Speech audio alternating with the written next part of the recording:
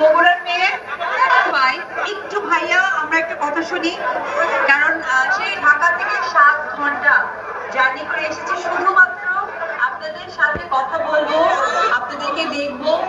এতদিন কাজ করেছি, আগামীতে কাজ করবো, কারণ আমি শিল্পী। আমার পরিচয় আমি শিল্পী। সেই শিল্পীর পরিচয় দর্শকদের কাছাকাছি আসা, দর্শকদের ভালোবাসা পাওয়া। ধন্যবাদ জানাবো। আমি শুনলাম আপনারা ঠিক 12টা থেকে এখনো পর্যন্ত বসে আছেন, বাইরে প্রচন্ড গরম, তার মাঝেও বসে আছেন।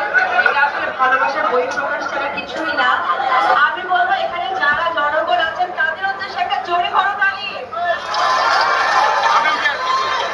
এবং এখানে যারা আমাদের প্রশাসন ভাইরা আছেন তাদের কাছে আমি কৃতজ্ঞতা জানাই।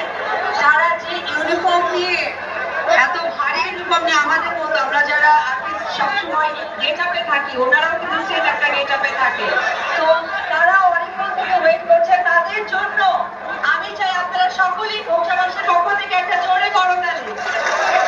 এবং উপস্থিত স্টেজে যারা আছেন গণ্যমান্য ব্যক্তিবর্গ বা ব্যক্তিত্ব, তাদেরকে আমার অন্তর অন্তঃস্থল থেকে সালাম, অভিনন্দন। জানেন তো আমি বগুড়া